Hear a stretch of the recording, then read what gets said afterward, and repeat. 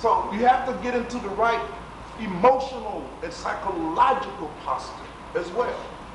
And many of us don't do that. We really don't do that. At the most we say, well, I'm going to follow the path, follow the guru, follow the teachers later on. Is that right, Sarah? You agree? When I get myself together. Right. Right. When I solve all these other endless problems. Right? And remember, life is endless problems. You are still under the illusion that your problems are going to come to an end. Your problems are never going to come to an end. Let me repeat this because maybe by repeating it and saying it loud, it'll get through. Maybe, you see, your problems are never going to end. They are endless. Not even at death. They're going to follow you even to the beyond the grave. Right? They will not end by definition. So you are never going to get ready to practice. And look at people now, because I've been around a little while, folks, and I've had the luxury of watching the outcome of that philosophy. And I know those who were there in the beginning just as I was. And their philosophy, well, I'm going to get serious on this path and I'm going to really practice my meditation, but first I got to get myself together. 25 years later, they are still in the process of getting themselves together. I talk to them. How you doing, man? How you doing, girl? I'm going to be getting myself together, man. Is y'all still having satsang? I'm going to get but I'm working on something. They've had projects and they've been running them all that time. They're still trying to get themselves together. What do that mean? They are avoiding change, aren't they? What they're saying is that I ain't going to change.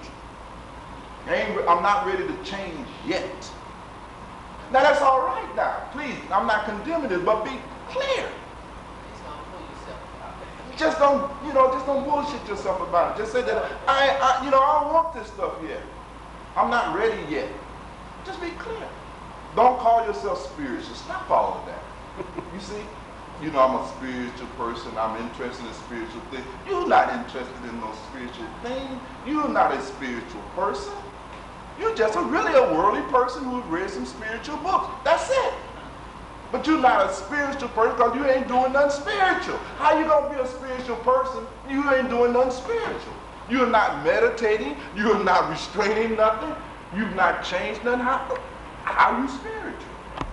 You see my point? Just get into that. It's all right. Go ahead, exhaust yourself. Go ahead, try to pull off the impossible. At some point, it's going to dawn on you. I have faith in your intelligence. Yes. Well, what happens when we get locked down in our habits? Yeah. Therefore, we can't overcome those habits, but we can't get out of that home. Yes. Yeah. And you don't make any progress because you're a creature of habit. Yes, that's true. And somehow we have to break the habit, I guess, from some strong desire to do so, first of all. Yes, yes. We have to, as you say, Sandra, it's a lot of times, these tendencies have become habitual, right? And we have to resist, we have to restrain. That's what makes it work. That's what makes it feel like dying. That's what makes it feel difficult, right? Because we are disciplining. We've not been in the discipline, right? We've not put ourselves into any kind of discipline. And when you start putting yourself into discipline, you start feeling it for the first time, right? It's just like when we meditate for the first time, you had no idea your mind run that fast, did you? You had no idea you have that little control over your mind. It's really scary, isn't it? But the very first time you sit in meditation, you realize, oh my God, I have no control over my mind and attention. This damn thing is doing whatever it want to do. It shocks you. But that has always been the case. This is not just starting with meditation. And the same is the case throughout the whole system. You don't have no control over nothing. And then after going through the meditation process, over a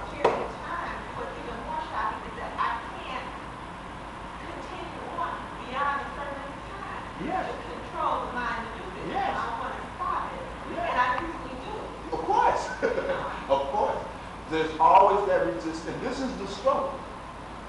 This is the struggle. This is the battle that must be waged for the attainment of enlightenment. You know, this is the pain that has to be gone. And there can be no gain without pain. You see? And very often the thing that sustains us through these trials and tribulations is on having this clear understanding of what's going on. This is not making us bad. It doesn't make you good. It is just the case. Estamos sanantano. This is how it is. But certainly we have to have an original posture. And our psychological posture, our attitudes have to be on the money. Right? And so we have to really get into that posture where I'm going to do this thing. I mean, you really have to have some degree of determination and commitment. If you don't have determination and commitment, coming in and practice, you're not going to make it on any kind of meditation system. See, that's another point you have to keep in mind. If you don't have determination and you don't have this kind of deep commitment, you're not going to make it. You're going to get blown out of the waters. And so each of us have to look personally. And it's, you know, and with ruthless honesty is, see, is this the right thing for me? You may find that you might want to stay with your pastor a little while longer. You may find that you'll be much more comfortable in traditional religion. Really, seriously. I don't mean that as a joke. I mean, you might be much more fit for that kind of level of spirituality. Where there's not going to be much challenging. Because if you come to a path that a little higher, you're going to start feeling guilty. See? Because your intelligence understands, you know, that I should be this, I should be that, I should be not be falling into this and that, right? And that's going to just create more suffering in you, because that guilt is there. Whereas you can go to a traditional religion and you're not going to feel guilty at all. You know, because they're not going to put any demands on you to do anything to change at all. And you'll be much more comfortable. You can live better with yourself. This kind of knowledge, when you get it, runs you. So you have to be very careful about this here. There are many that, you know, everybody have that point in their life where they get off the path. Now this is interesting. It's not that this individual get off the path is some kind of freak occurrence. No. That happens. Everybody. Some may stay off 2 days, some may stay off 25 years, but they getting off the path. This is normal. You see. They try to get back into that old posture, right? And they struggle to get back into that old posture. But that knowledge hunts. It hunts them. And they're not ever able to relax. So before you even hear teachings, you know what I mean? Be aware that the teachings will hunt you, right? And the best thing is that if you don't feel that you have all this stuff, don't hear too much teachings. You know what I mean? Get out while you got a chance, you see?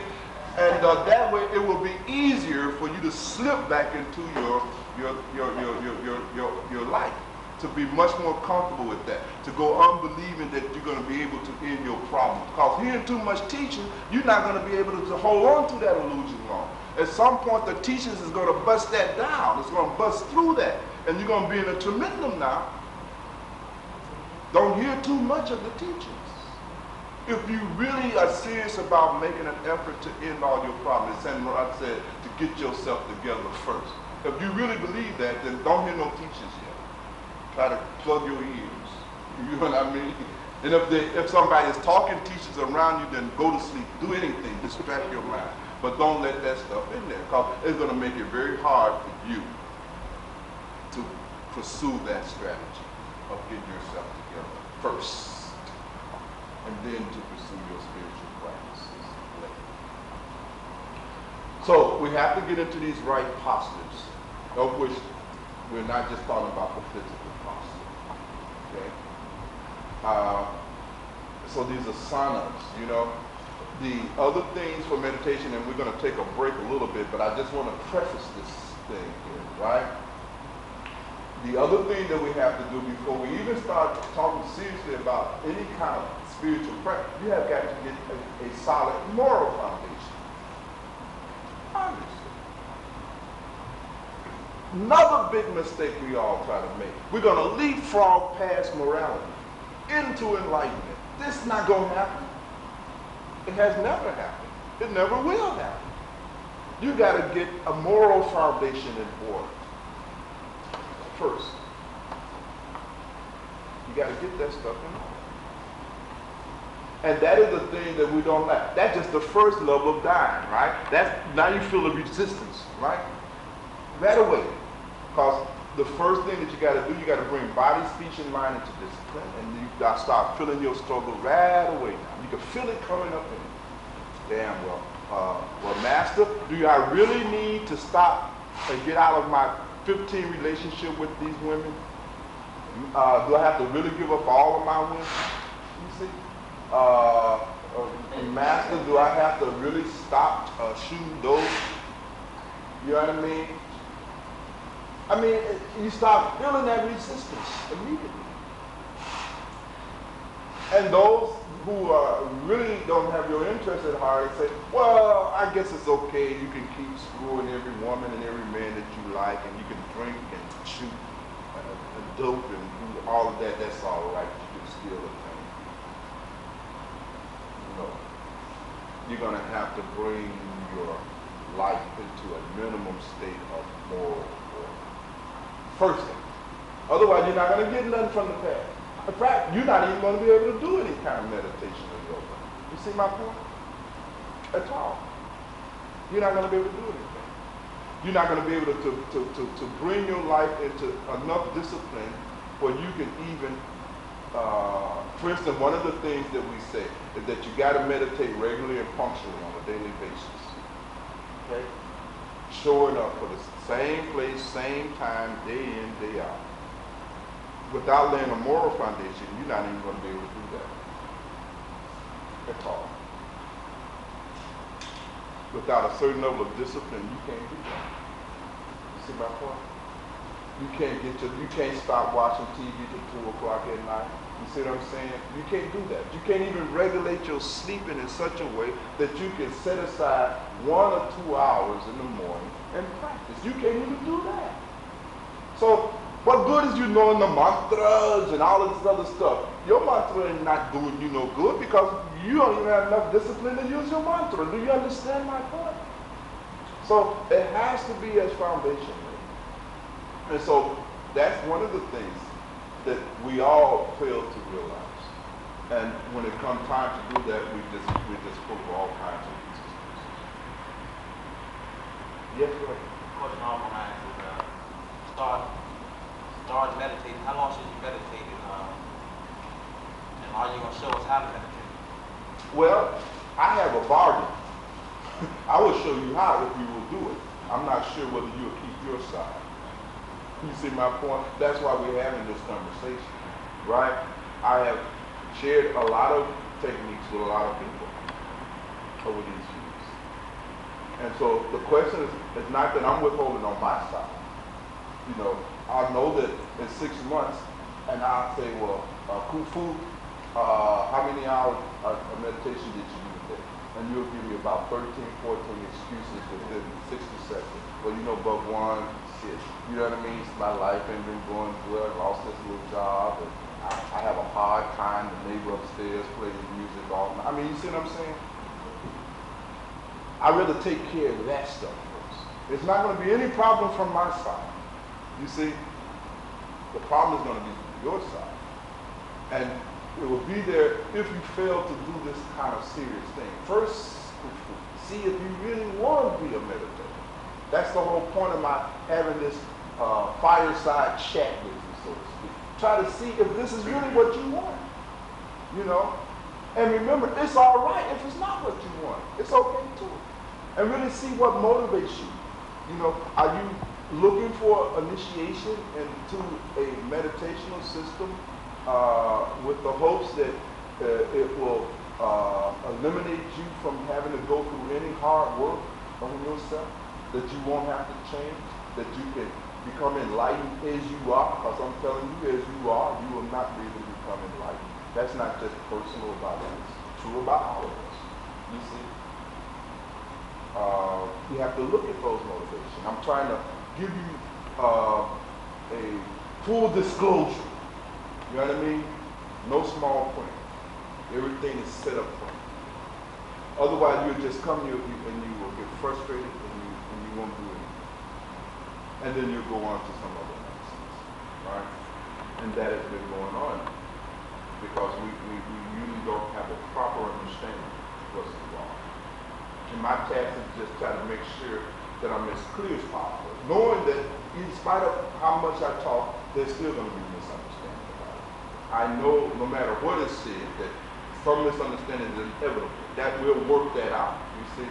But at least let's get clear enough to know whether or not this is something that you truly wish to commit yourself to. Something that you will really want to get involved with. And then we'll cross that when we get to it.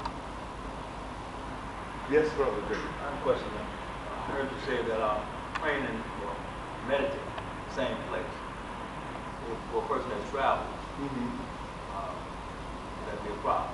No, it's because we know that there's always these extenuating circumstances. When I say the same place, for instance, the posture you take is like the place, right? And so if you're in a hotel room, it should be no problem to get up in your hotel room and do your hour or 2 hours of meditation. It should be no problem, you know?